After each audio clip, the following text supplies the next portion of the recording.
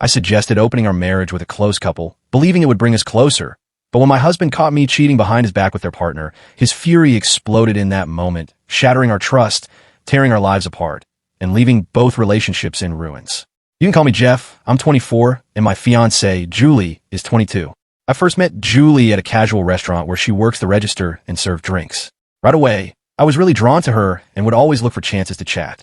If she was busy with another customer, I'd hold back just so I could place my order with her. Soon, I started eating lunch there 2 or 3 times a week, mostly just to talk to her, but I could never quite bring myself to ask her out. Then one afternoon, while she was ringing me up, she wrote her number on my receipt. She told me she really liked our talks and encouraged me to call her that night. I did, and we ended up talking for a full 2 hours. As the call was winding down, I finally got up the nerve to ask her on a proper dinner date. The date went great. She opened up to me about her life, including that she's a mom to a 4-year-old boy.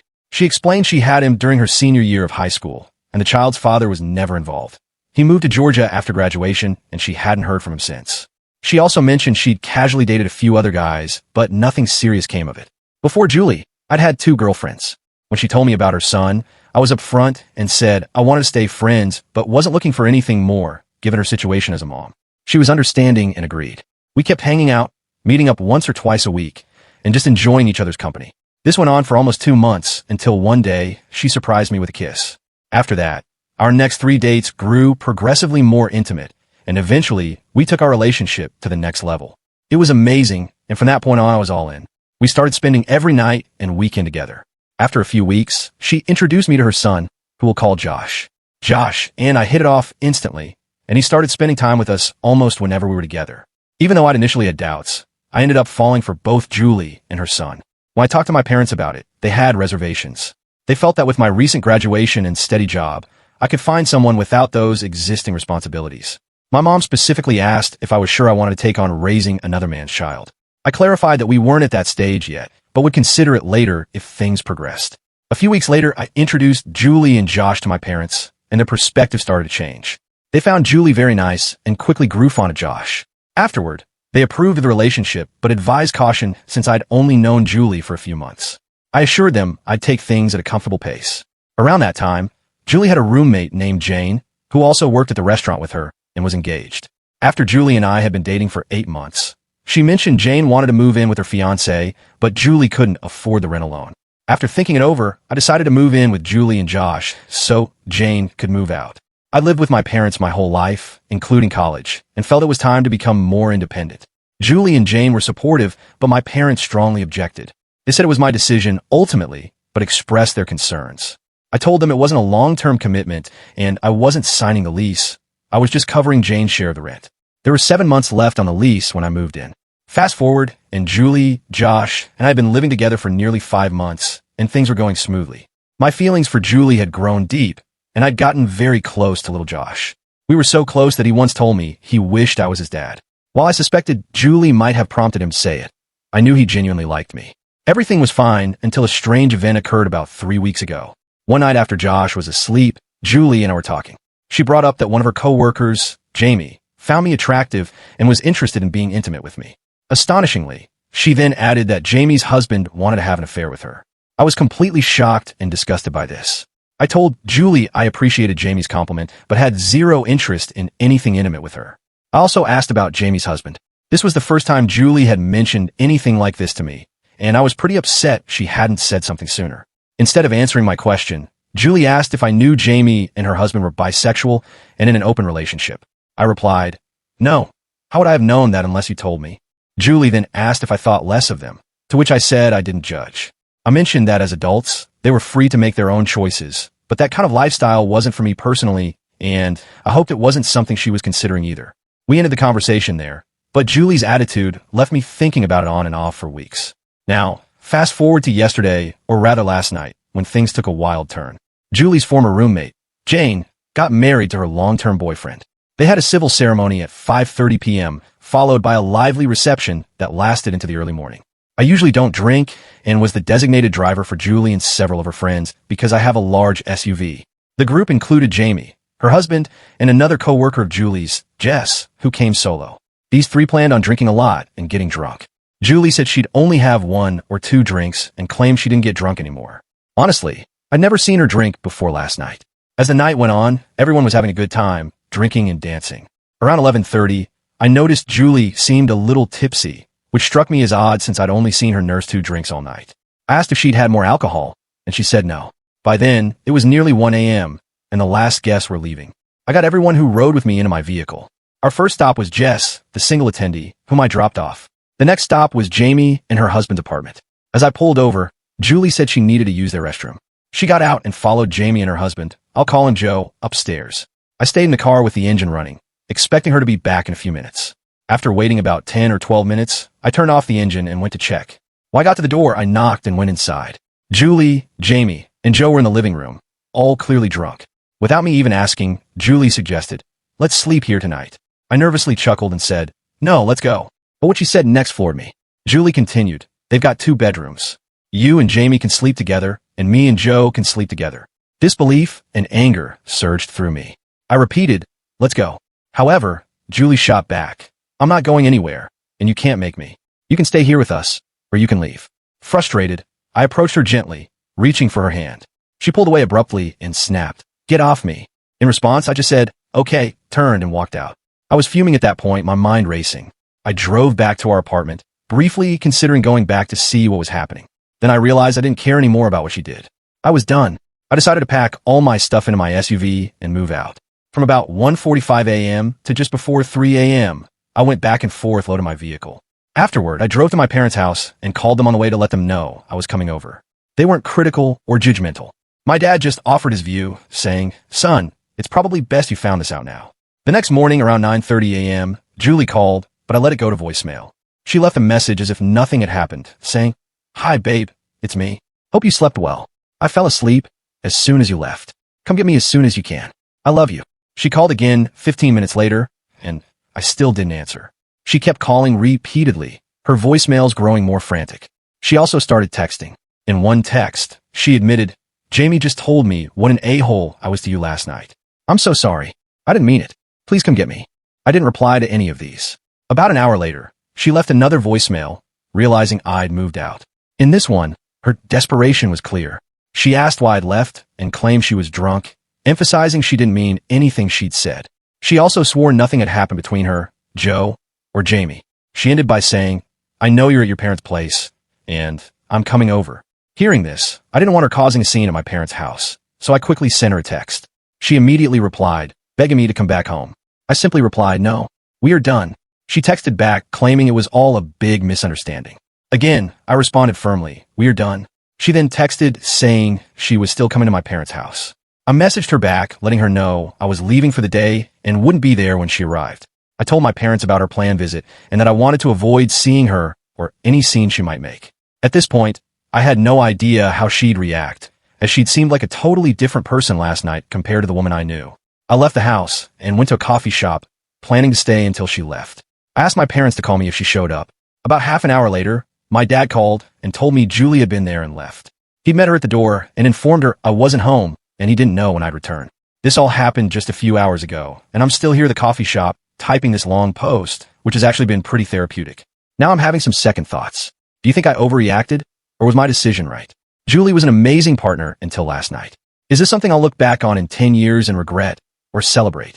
Final update. Hey everyone, I've had a lot of requests for an update, so I wanted to fill you in. Julie and I are officially broken up. The whole situation with her turned out to be a huge deception.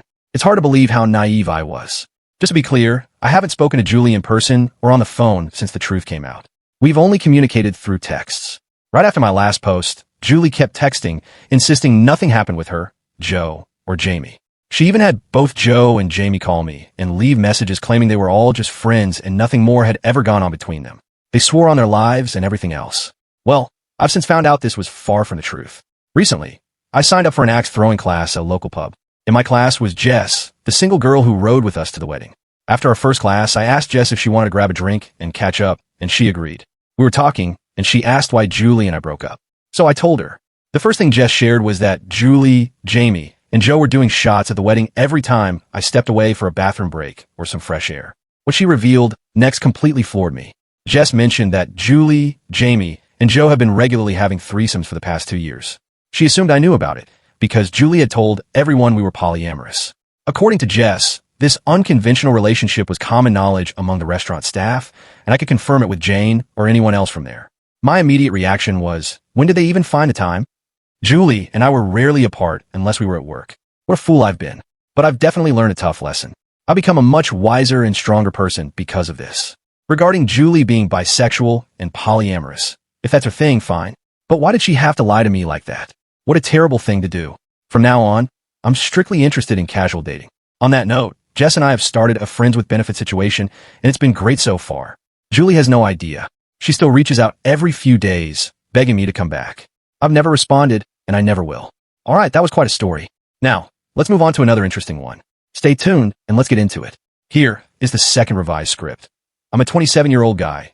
Let's call me Marvin, and I've been married to my wife, Mary, who's 25, for just over 6 months. Our story began about 4 years ago when we met at a wedding reception she almost missed. Mary attended last minute with a friend who was in the bridal party. I noticed she was alone while the bridal party was tied up with photos, so I decided to strike up a conversation.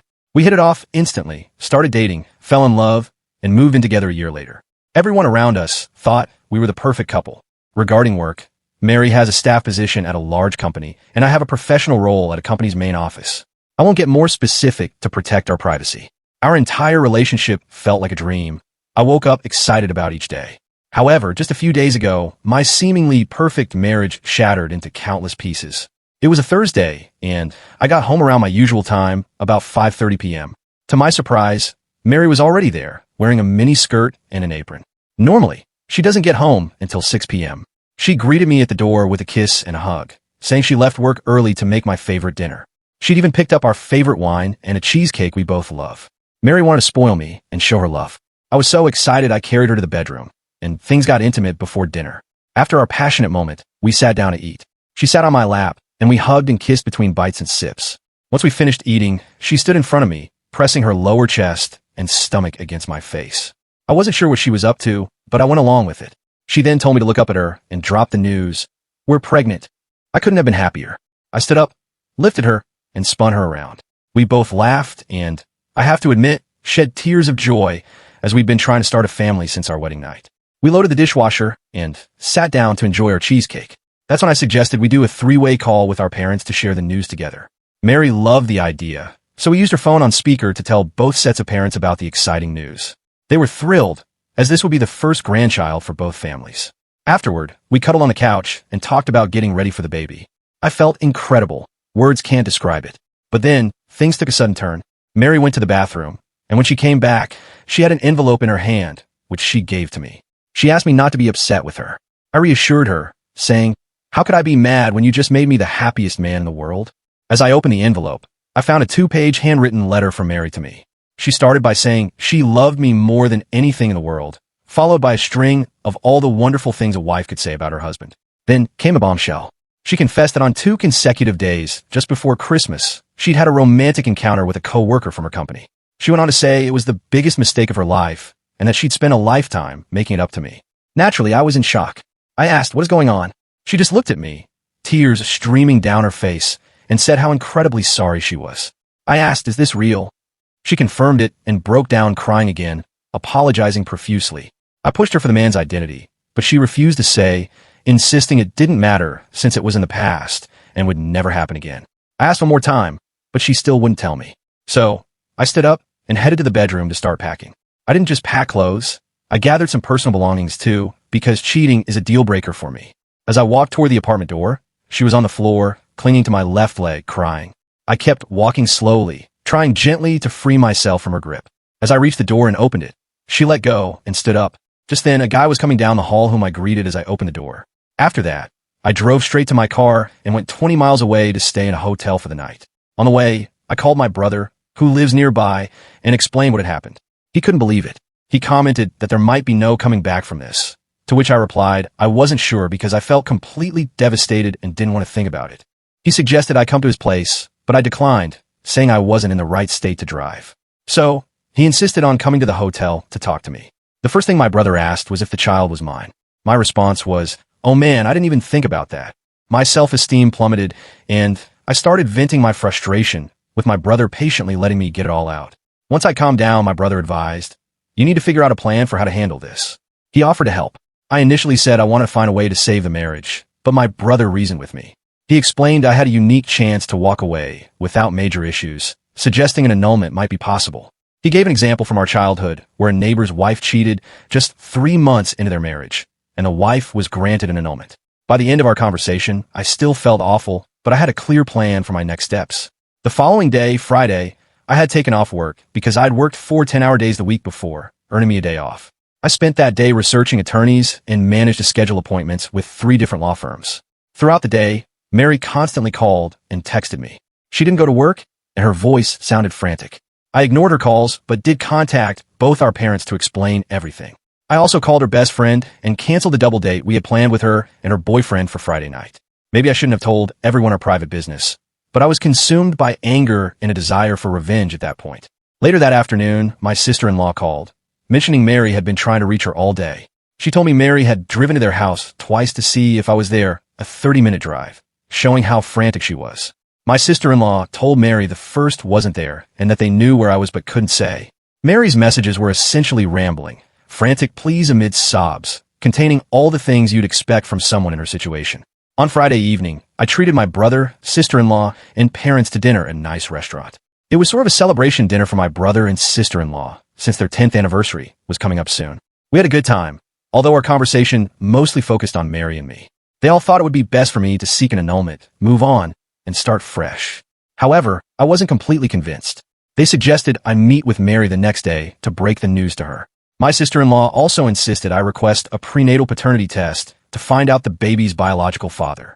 I didn't even know such tests existed. I assured them that if the baby was mine, I would love and be the best father possible. If not, that would be Mary's issue to deal with. Throughout the meal, Mary called me 4 times, while my brother, mom, and sister-in-law each received 2 calls from her. Before leaving the restaurant, I called Mary and arranged to meet her the next morning at my brother's house. She suggested our apartment, but I refused.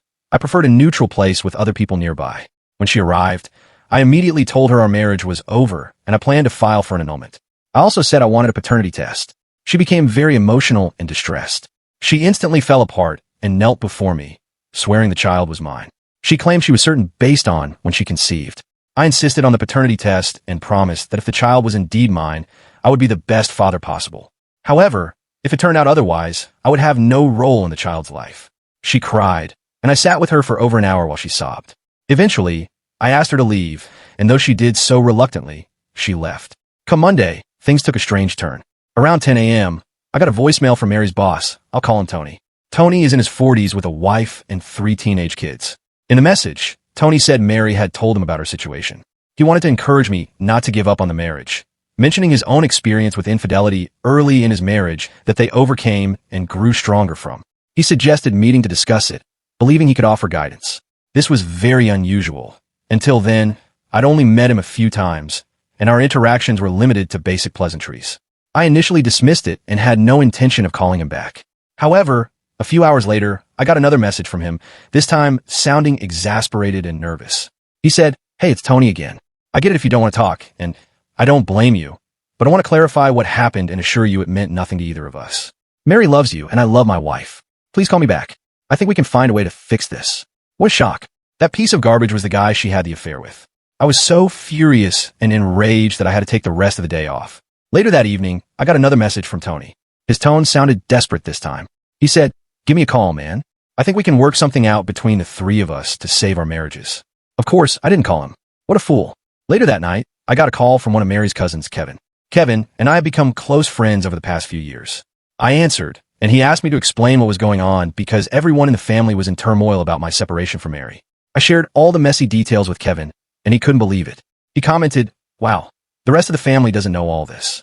They just think you left Mary because she's pregnant. They think you're the villain, when it's actually Mary." Throughout the evening, I kept getting calls and texts from Mary. It was obvious she was emotionally fragile. She pleaded with me to call her back and talk, emphasizing how desperately she needed me. She said my support was essential to help her navigate the difficult situation she'd created. I didn't respond because I was utterly disgusted with her. On Tuesday, there was no contact from Mary at all. Then on Wednesday evening, she left me a voicemail. Her voice sounded tired and sad as she said, "I've lost the baby." She asked me to come over to comfort her, as she felt completely devastated. Despite a strong urge to be there for her in that moment, I decided it wasn't wise. Also, my attorney had told me not to have any contact with her without a witness. I'm currently overwhelmed with guilt and questioning my decisions. I still have strong feelings for Mary, and she's constantly on my mind. I long for things to go back to how they were before. Sometimes I even wish she had never told me about the affair, even if the baby wasn't mine. I'm sure I won't find someone like her again. What should I do? Update. Hello everyone. I'm back to give you an update. I'm still in the process of getting divorced, or more accurately, annulled. This should be finalized within the next 45 days. Since my last update, a lot has happened, and I've found out some new details about my wife's affair. Where do I start? You might remember Kevin from my original post. He's Mary's cousin and a close friend of mine. His mother is Mary's maternal aunt. She gets updates directly from Mary's mom, and Kevin then shares these details with me. Of course, they don't know about this. According to Kevin, Mary reported Tony, her boss, to HR, and after an investigation, he was fired. Contrary to Mary's initial claim that the affair ended before Christmas, Kevin revealed it actually started the week before Thanksgiving and continued until Mary found out she was pregnant, which was just a couple of weeks before she told me. Mary didn't miscarry the baby. She had a medical procedure because Tony pressured her after she confided in him about the affair and pregnancy, along with my intention to divorce her. According to Kevin, Tony was angry because their agreement was to keep everything quiet. Mary eventually couldn't handle the guilt and told me. Mary told her mom she believed I would forgive her for the affair, that we could have a happy family. This showed a lack of respect, according to Kevin, who also mentioned that Mary had told me the same thing about the baby being Tony's based on the conception date, just trying to keep me. As I mentioned in my earlier update, Tony has lost his job, and there's talk his wife is seeking a divorce. Also, based on what Kevin shared, Mary has started a legal case against her company and Tony, claiming a hostile work environment. Surprisingly, she's still employed there, which I find pretty confusing. That's the latest information I have for now. Final update. 5 months later, I said I'd return once the annulment was official, so here I am. I might seem happy, but honestly, I just feel a sense of relief rather than joy. Despite all the lies and deceit, Mary initially wouldn't agree to the annulment, meaning the legal process could have dragged on for a year or even longer. Based on information from her cousin Kevin, along with intervention from her parents and sisters, they made her realize that prolonging things would expose all her secrets in court. Eventually, Mary saw reason and agreed to the annulment, which was finalized 2 weeks ago. Even though we're now divorced, Mary is still trying to get back together with me. She floods me with texts and voicemails several times a week, offering everything from a one-sided open marriage to sharing the settlements she got from her company and her lover.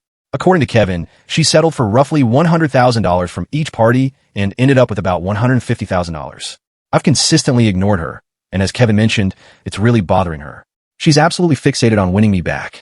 She's even told her family that getting back with me is her ultimate goal, and she believes it will happen eventually. Well, let me tell you, that's not going to happen. That pretty much sums up my story, at least for now. I appreciate all your advice. It truly confirmed I made the right decision. Hopefully, all you newlywed guys here have learned something from my experience and can avoid something like this in your own relationships. Here is the third revised script. I need to share this story here because telling it elsewhere could seriously impact my life. My boyfriend and I have been together for 3 years, and generally, we've had a great relationship. However, I made a terrible mistake. There's a guy, let's call him Mike, who I've been friends with for over 10 years. We're really close, and at one point in high school, we were on the verge of something more, but it never happened because of circumstances back then. I was heartbroken, but eventually accepted it, and we stayed close friends over the years, coming to terms with the fact we were only meant to be friends. We share the same friend group, so we often end up spending time together. Some of my previous boyfriends have had issues with me being close to Mike and my other male friends, but generally, they never set strict rules, so we never had to downplay our friendship.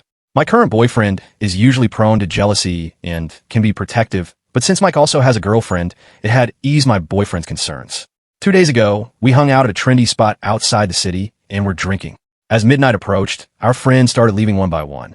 Normally, I'd have left too since I go to bed early, but that day there was a different vibe in the air, and I felt it.